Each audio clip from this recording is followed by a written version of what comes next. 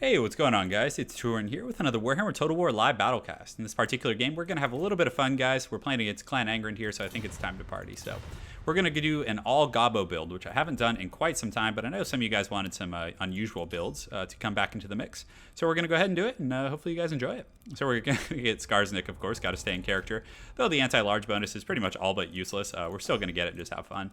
We're going to get 2 Goblin Big Bosses, just put them on spiders. The poison's pretty good. The fact that they don't have armor piercing kind of sucks, but it is what it is. We can't complain, guys. Then we're just going to get a bunch of nasty dudes. These guys are going to get crunk. They're going to have a good time.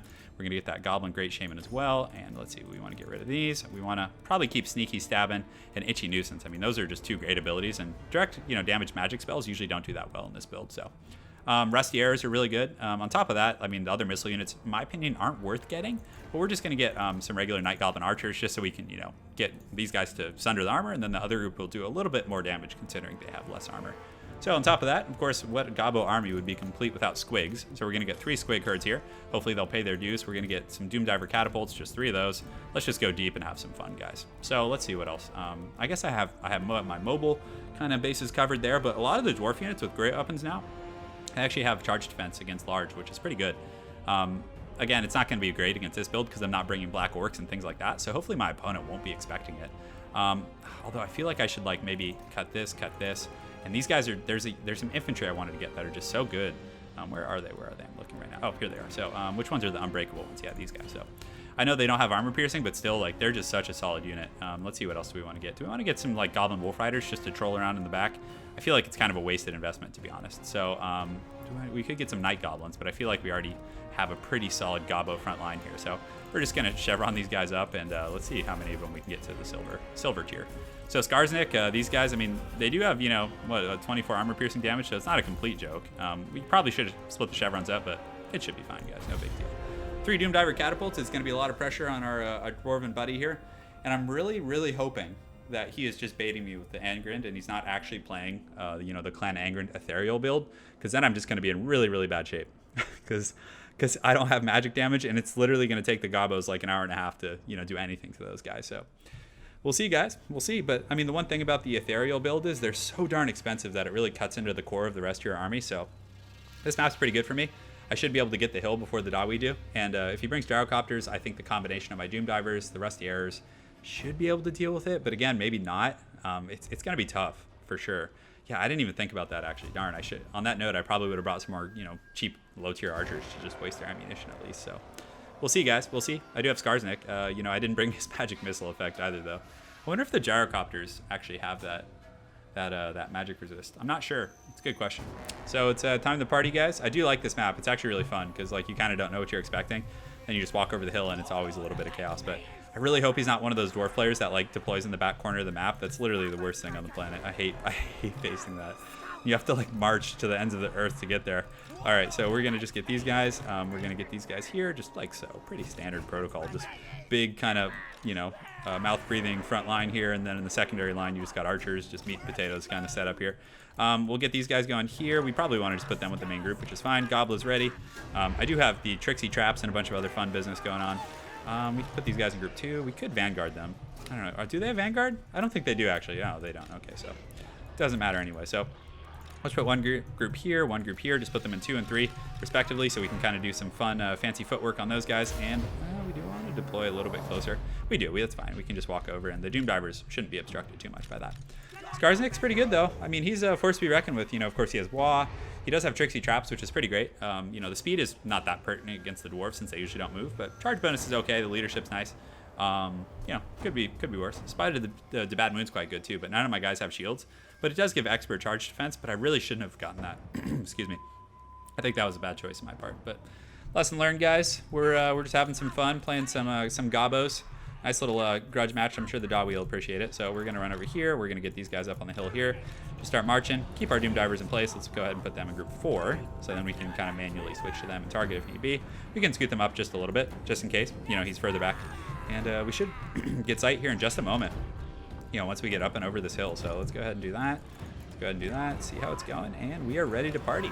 So Nasty Skulkers, they're good. They got 57 leadership, so they're not messing around, guys. They're all business, and we might actually just meet the Dawi on the hill right here, which would suck. I'm hoping they're not able to get up there as fast as me. And do we have a corner camper? A corner camper. No, oh, okay, that's pretty reasonable. You can't be mad at him for that. That's not terrible at all. So we're just going to pull these guys back. Just go hide them in the forest here. Looks like they're taking cannon fire already, which is always nice.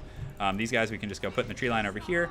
The Doom Divers, okay, so he's not that far out of range. So we'll just get the Doom Divers up on the hill. Let's go ahead and take inventory. So 3 cannons. Wow, that's a big investment. He does have a Lord here. It looks like he has a Runesmith. He has some Thunders, which I guess are good in the traditional matchup because, you know, against Black Orcs and things like that, they can do some work. So we need to get these guys to the hill. Oh, God. They're going to take a beating.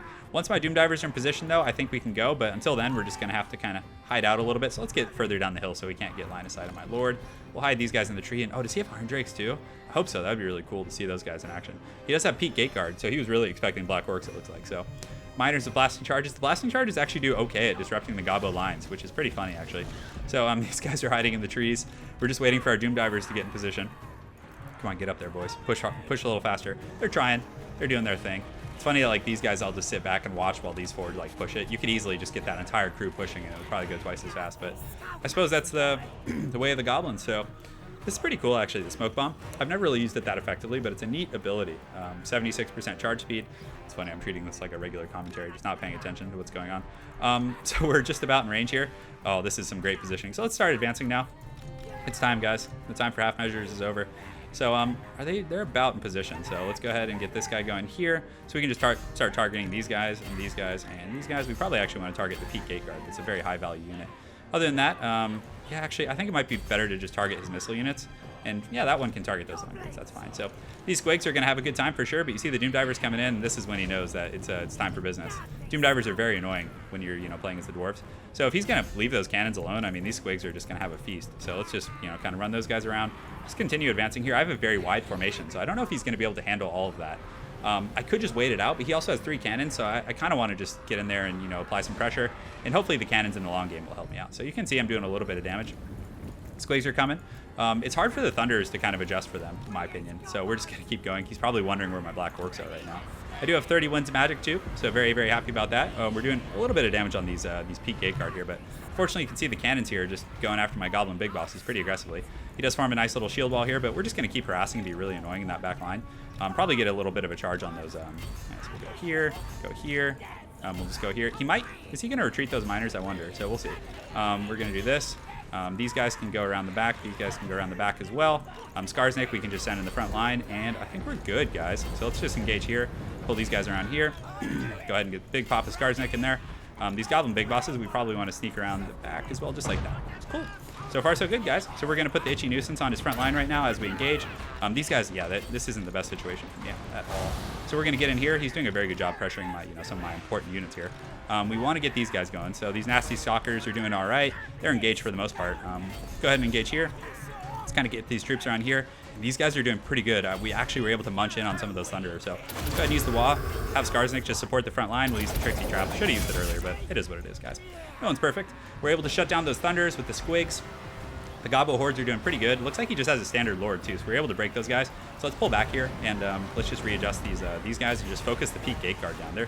I mean, even against Gobbos, they're going to be pretty strong. And you see he's chasing here, so this leaves his pocket open. I'm able to rush in here with these guys. Let's go ahead and just throw some of these guys right into their. Let's just throw them right into their friends, guys, and have some fun. So we throw some bearded Dawi in there, and God, this is. I know Thorgrim's going to comment here and let me know that it's a grudge, but I'm sorry, brother. It has to be done, I try and pick the Dwarves, but they just lock in before me, so, what can you do? Can't win them all. These Squigs are going to get in, so let's pull these ones back and around, just like that. These ones are already in, so we're doing our thing here, guys. We're having a good old time. Jolly old time. I think the Gobbos are actually holding up quite well, though, too.